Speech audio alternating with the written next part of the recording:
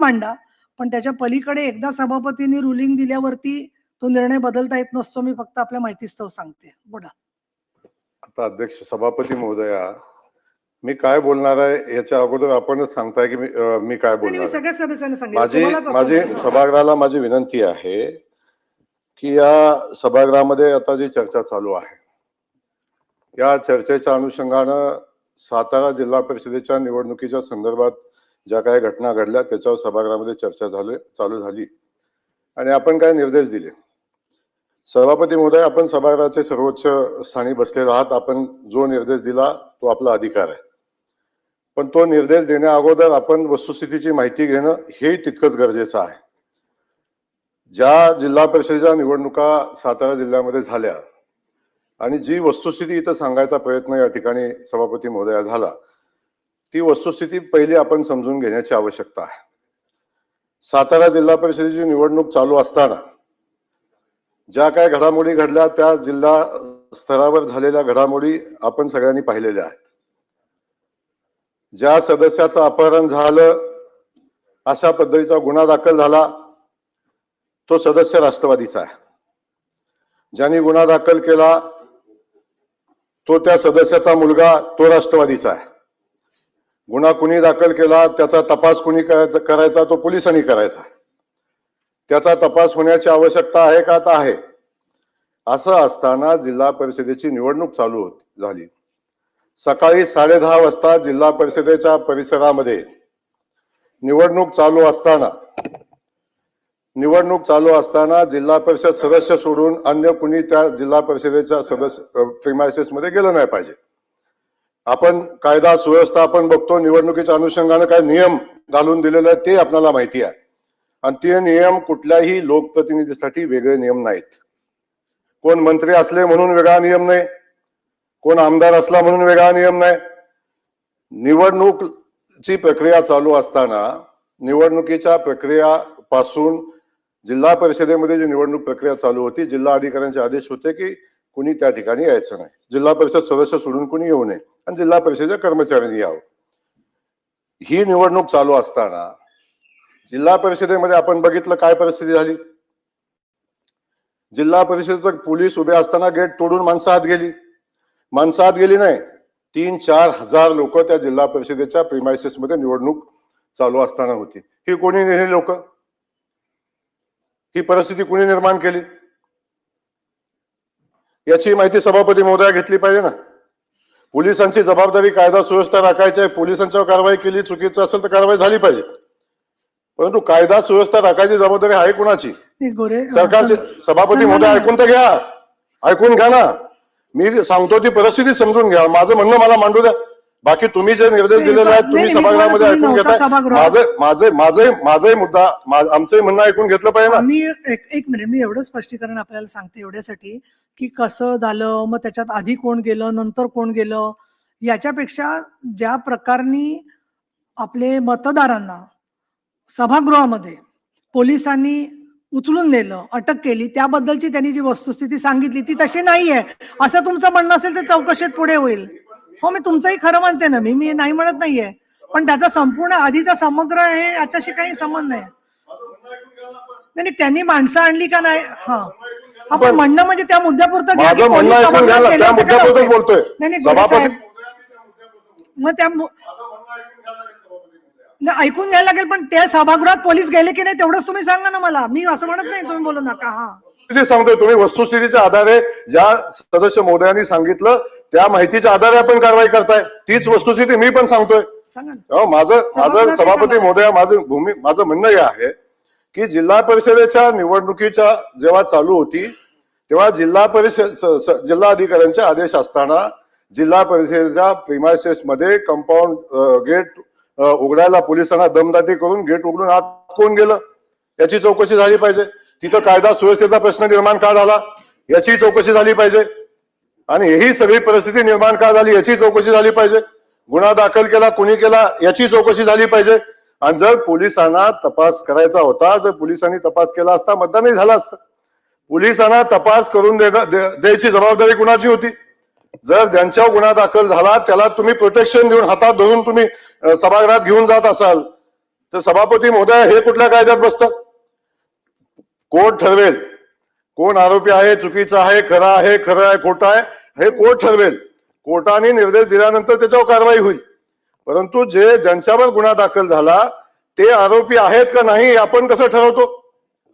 आणि त्या आरोपींना प्रोटेक्शन देण्याची जबाबदारी असं कसं काय आपण घेऊ शकता? त्यामुळे माझं सभापती महोदया माझं सांगणं आहे, आपण ज्या पद्धतीनं वस्तुस्थिती समजून न घेता, परिस्थिती समजून न घेता आणि त्या ठिकाणी जे काय घडलंय, अध्यक्ष सभापती महोदय, त्या ठिकाणी जे काय घडलंय हे न पाहता जर जिल्हा परिषदेमध्ये निवडणूक चालू असताना कायद्याचं उल्लंघन केलं कुणी, निवडणूक चालू असताना 100 मीटरच्या आत जायला नाही पाहिजे, 5 मीटरवर सभागृहाच्या जातात कसं अध्यक्ष महोदय? या सगळ्या गोष्टीची चौकशी झाली पाहिजे, याही गोष्टीची माहिती घेतली पाहिजे. आणि आपण कायदा सुव्यवस्था पाळायची जबाबदारी आहे कुणाची? आणि आपण मंत्री म्हणून काम करत असताना त्या जिल्हा परिषदेच्या परिसरामध्ये असलेल्या पोलिसांना शिवीगाळ करण्याचा अधिकार दिला कुणी? या सगळ्या परिस्थितीचा विषय सभापती महोदय समजून घेतला पाहिजे. आणि आपण ही परिस्थिती समजून न घेता, वस्तुस्थितीचा अहवाल न मागवता, फक्त इथं चर्चा झाली म्हणून एखाद्या IPS अधिकाऱ्याला सस्पेंड करणं हे नियमांना धरून सभापती महोदय नाही. आपण अशा पद्धतीचा निर्देश कसा देऊ शकतो? तुम्ही घेतलेल्या निर्णयावर मी बोलायला मला अधिकार आहे नाही माहिती नाही, पण मी आपल्याला या ठिकाणी सांगेन, त्या ठिकाणची परिस्थिती, कायदा सुव्यवस्था धोक्यात आणण्याचं काम केलं कुणी? जर त्या ठिकाणी आजपर्यंतच्या इतिहासामध्ये जिल्हा परिषदेची निवडणूक असताना त्या ठिकाणी मंत्री कसे जातात? का कायदा सुव्यवस्थेचा प्रश्न निर्माण होतो? 2-2, 5-5 हजार कार्यकर्ते कोण बोलवतं? याची चौकशी झाली पाहिजे. या सगळ्या गोष्टी, याही गोष्टीची चौकशी झाली पाहिजे. 11 वाजता जिल्हा परिषदेची निवडणूक असताना जिल्हा परिषदेच्या CEO ला 11 वाजता मिटिंग घ्यायला कोणी भाग पाडलं? याची चौकशी झाली पाहिजे. ज्या सभागृहापासून हाकेच म्हणजे अगदी 10 फूट 15 फुटाच्या अंतरावर, 20 फुटाच्या अंतरावर बैठक कशी होते? या सगळ्या गोष्टी सभापती महोदया माहिती घेतल्याशिवाय कुणी दाखल केला, गुन्हा कुणी दाखल केला याची माहिती न घेता कधीतरी भारतीय जनता पक्षावर आरोप करायचा, बाकीच्या सिस्टमवर आरोप करायचा, हे अध्यक्ष महोदय उचित नाही. ज्यांनी दाखल केला गुन्हा तो राष्ट्रवादी पक्षाचा कार्यकर्ता आहे, तो त्या सदस्याचा मुलगा आहे. आणि असं असताना भारतीय जनता पक्षाला दोष द्यायचं काय कारण आहे? कशासाठी भारतीय जनता पक्षावर ब्लेम करता? ही सगळी परिस्थिती सभापती महोदय जोपर्यंत सभागृहाच्या समोर येत नाही, त्याची चौकशी होत नाही, तोपर्यंत अशा पद्धतीची कारवाई करणं उचित नाही. या सगळ्या परिस्थितीमध्ये अशा पद्धतीची भूमिका घेणं योग्य नाही. आणि सभापती महोदय एक आहे, सभापती महोदय या SP-चं जे आपण निलंबन केलंय त्याला तातडीनं स्थगिती देण्याची आवश्यकता आहे. निवडणुकीची प्रक्रिया आहे, निवडणूक बघेल सभापती महोदय. निवडणुकीमध्ये जी प्रक्रिया झाली ती निवडणूक स्थगित करण्याचा अधिकार इथं नाही सभापती महोदय. त्यामुळे सभापती महोदय अशा पद्धतीनं निवडणुकीच्या प्रिमायसेस मध्ये दहशत निर्माण करणं, स्वतःच्या ताकदीचा वापर करणं, मंत्रिपदाचा वापर करणं, हे सभापती महोदय कुठल्याही नियमात बसत नाही. आपण का नियमाचं उल्लंघन केलं? का 5,000 माणसं सभापती महोदयच्या जिल्हा परिषदेमध्ये घुसली? 5-5 हजार माणसं जिल्हा परिषदेमध्ये जातात निवडणूक चालू असताना सभापती महोदय. अशा पद्धतीचं वातावरण तिथं निर्माण करायचा, कायदा सुव्यवस्थेचा प्रश्न निर्माण करायचा आणि त्या ठिकाणी तो प्रश्न निर्माण करून सभापती महोदय निवडणुकीच्या अनुषंगानं अशा पद्धतीचं वातावरण. सन्माननीय सभापती महोदय, या सभागृहामध्ये सकाळी माननीय उपसभापती महोदय या आसनावरती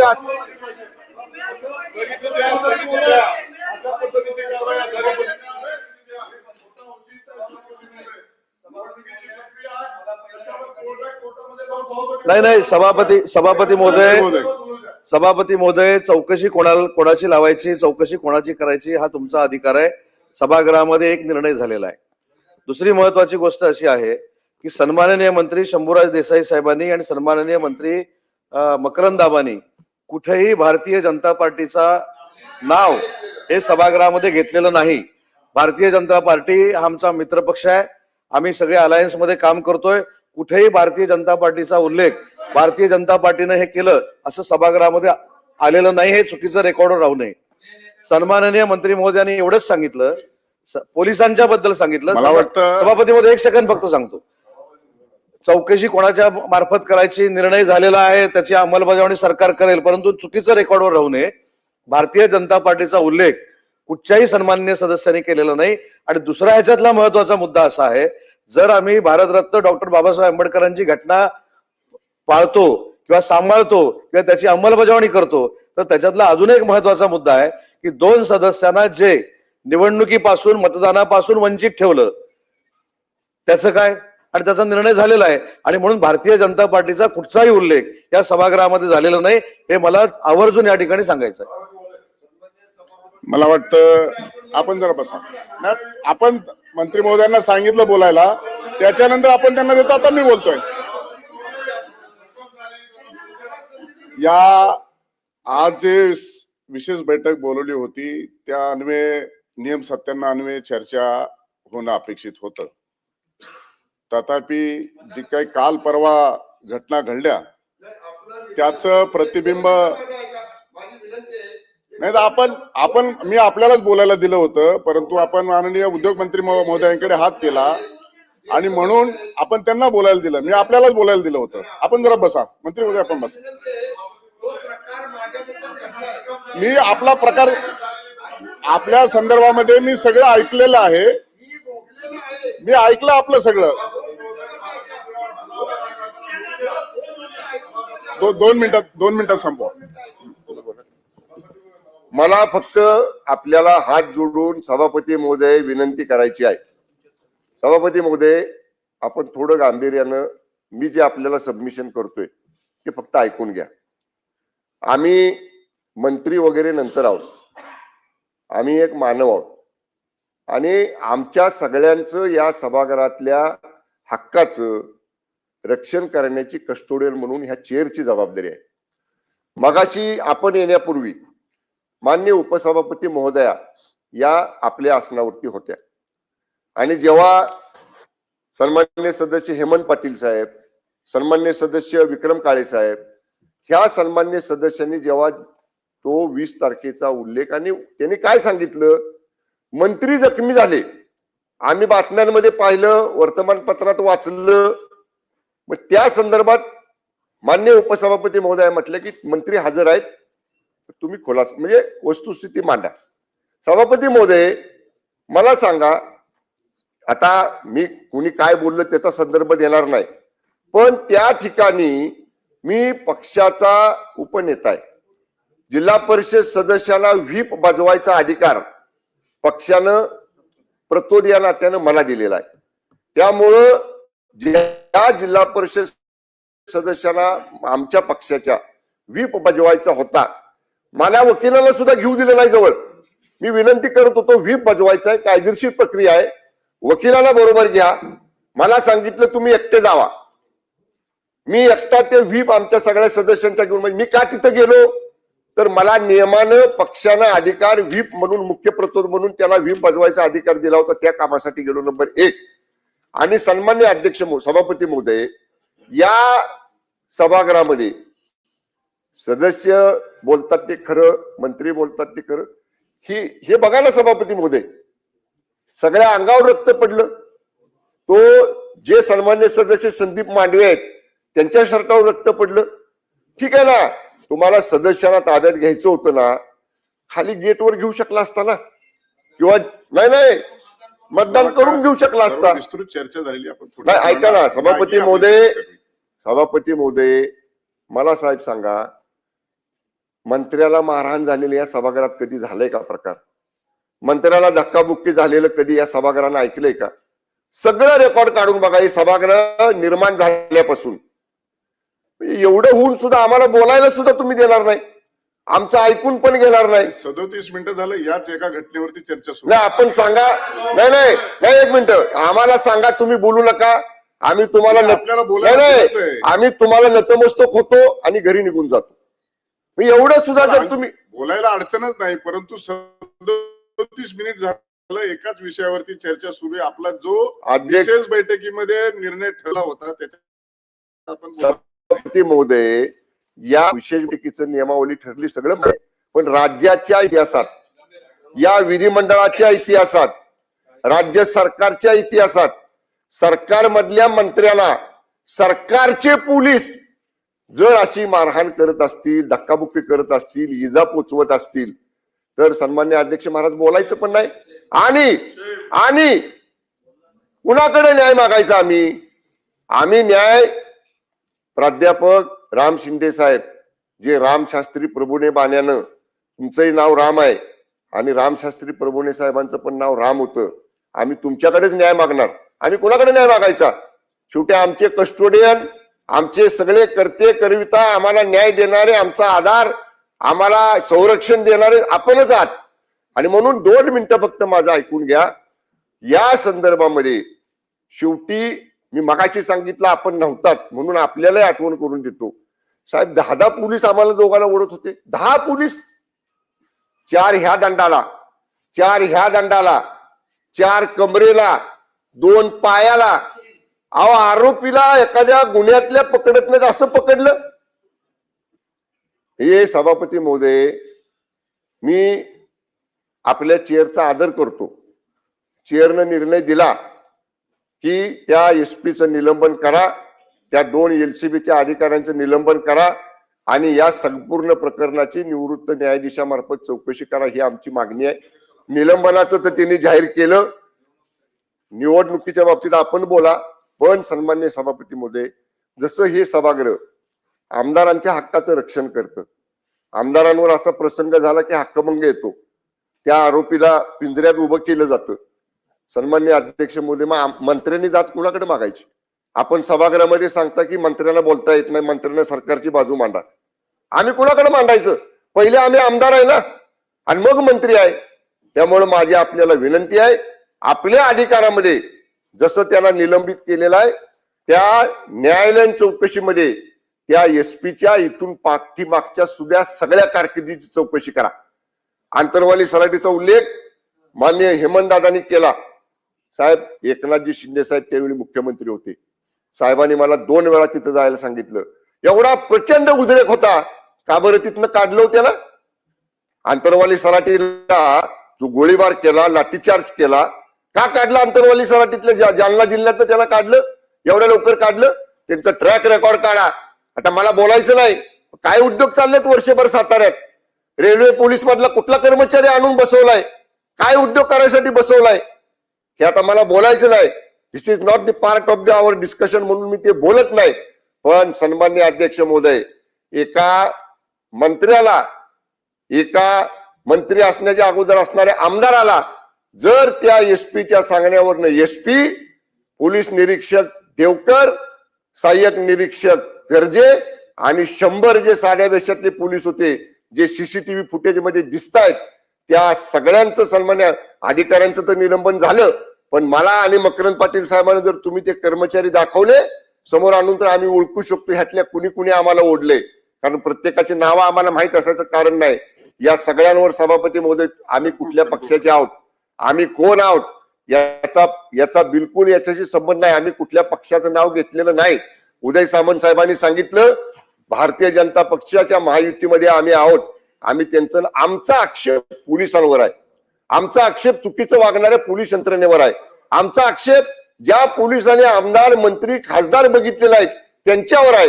त्यामुळे जे सन्मान्य उपसभापतींनी निर्देश दिलेले आहेत, ज्याचं पालन करतो म्हणून सरकारच्या दोन्ही कॅबिनेट मंत्र्यांनी सभागृहात सांगितलेलं आहे, त्याप्रमाणे ते निलंबन तर झालेलंच आहे, त्यांनी केलेलंच आहे.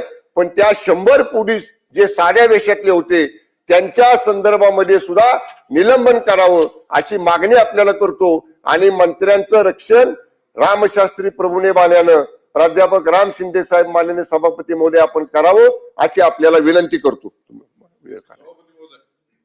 मला वाटतं हा विषय न संपण्याजोगा आहे.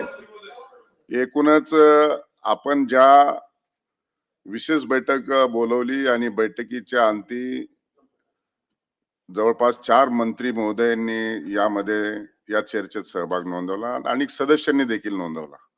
त्यामुळे ही चर्चा संपुष्टात येऊ शकत नाही आणि म्हणून सभागृहाचं कामकाज मी 12 वाजेपर्यंत तहकूब करत आहे. नियमित बैठक 12 वाजता भरेल.